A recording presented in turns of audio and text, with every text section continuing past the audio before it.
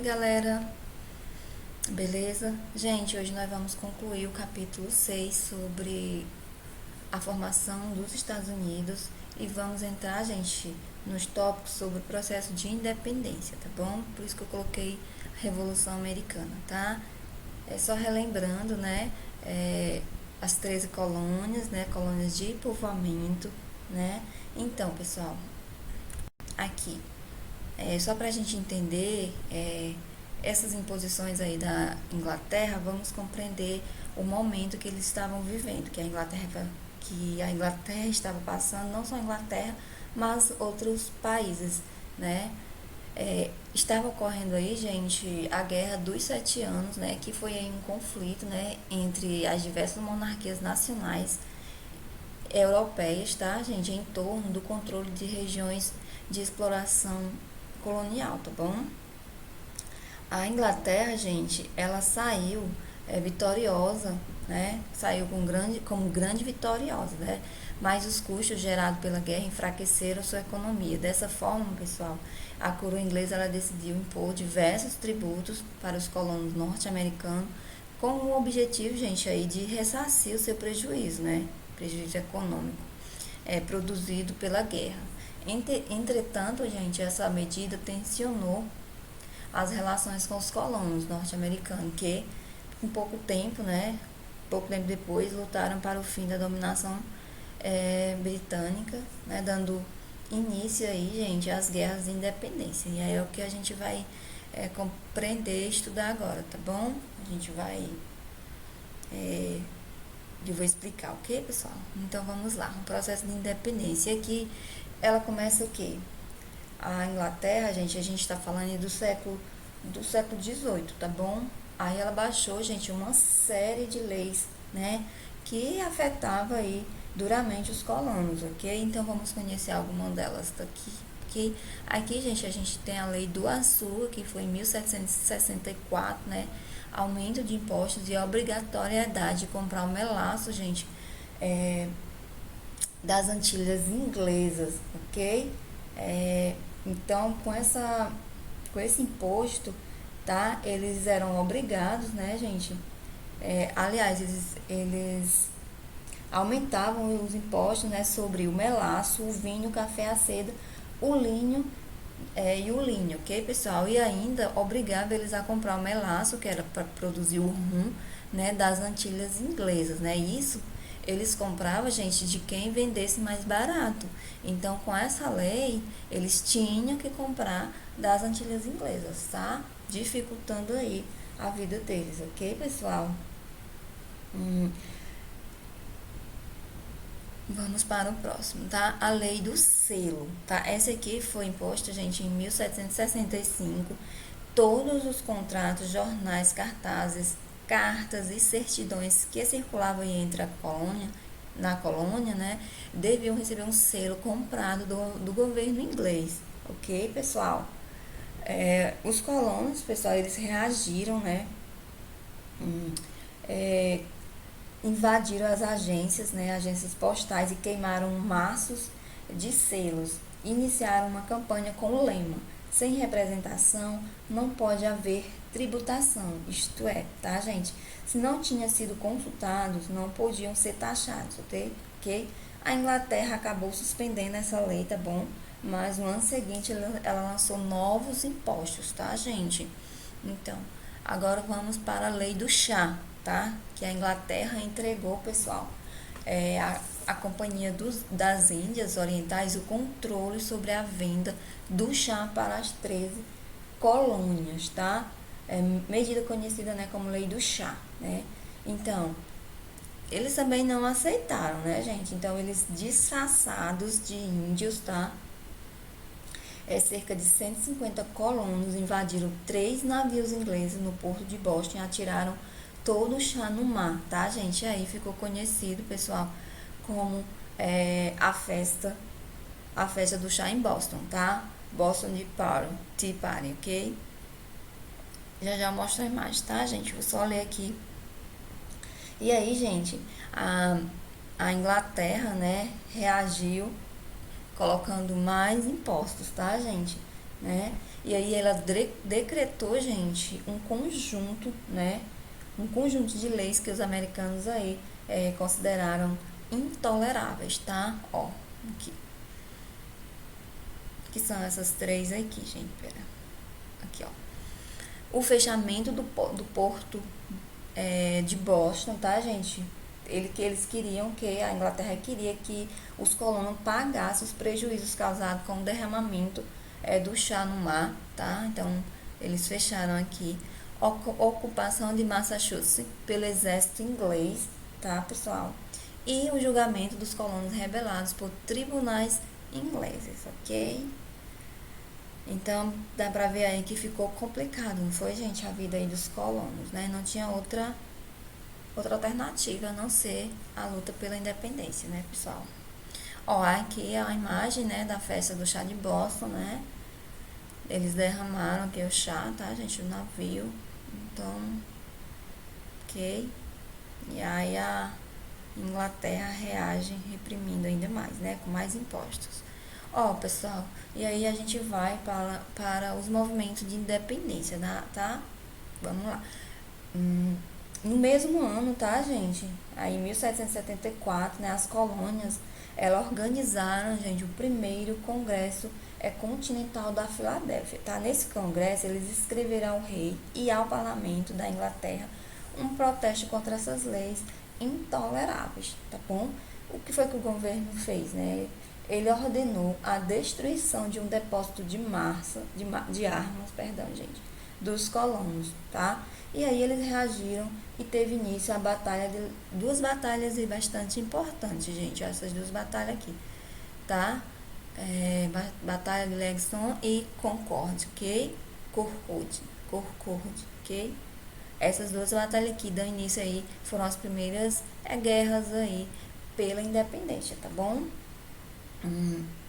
E aí, pessoal, os colonos organizaram novamente o segundo congresso da Filadélfia, tá bom? Muito importante esse, tá?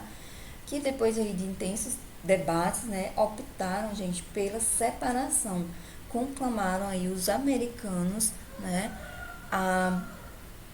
conclamaram, gente, os cidadãos americanos, as armas, né, e nomearam o George Washington comandante das tropas norte-americanas, tá bom, gente? Aqui, ó. Ok? E aí, gente, dia 4 de julho de 1776, elaboraram a Declaração de Independência, ok? Eles declararam-se livres e independentes da metrópole inglesa, ok? E aí, tendo aí seu principal autor, né, o Thomas Jefferson, né? Pessoal, nós temos aí, né, a declaração, né, da independência foi inspirado, tá, em ideias luministas, né, iluministas de John Locke, tá?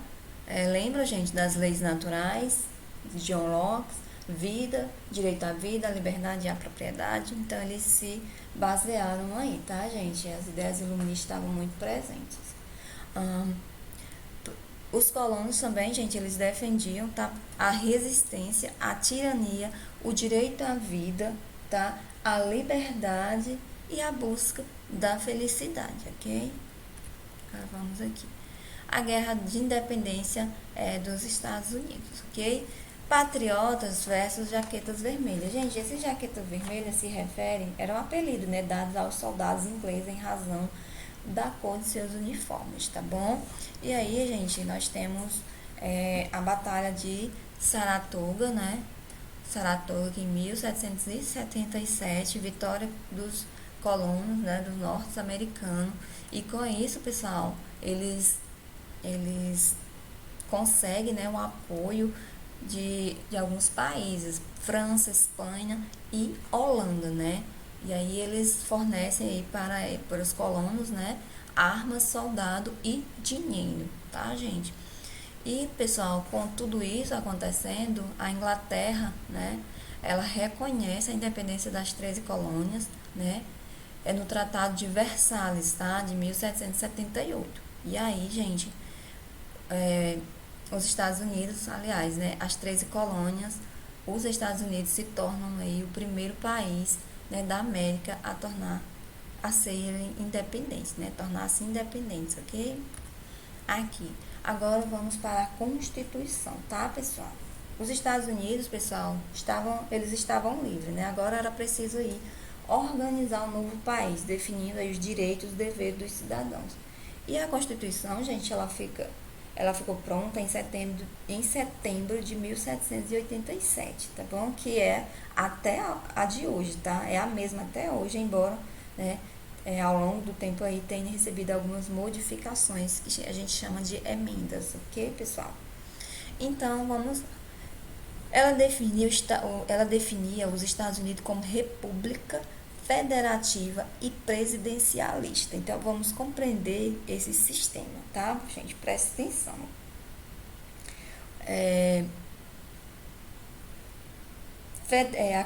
Aqui, né? República federalista, re, é, República federalista e presidencialista. Federalista, vamos lá, gente, porque as ex-colônias que passaram a ser estados ganharam autonomia para criar leis próprias, organizar forças militares e pedir empréstimos no exterior, perdão, tá, gente? E aí, pessoal, vamos lá. O poder executivo, gente, cabia ao presidente da República, que era eleito indiretamente, tá? O presidente, ele não é aquele voto direto, tá? Presta atenção. Ele é eleito por voto indiretamente.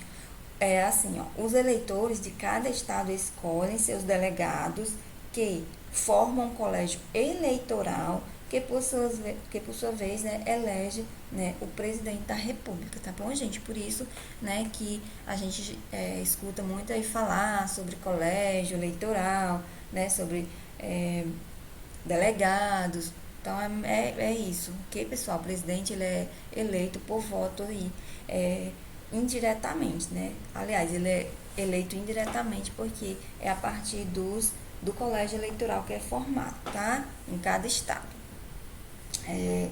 Aí em cada estado tem seus delegados que formam um colégio eleitoral.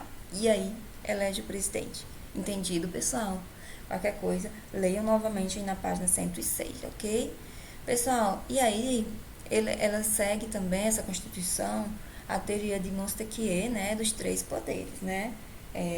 Executivo, né, o presidente, né?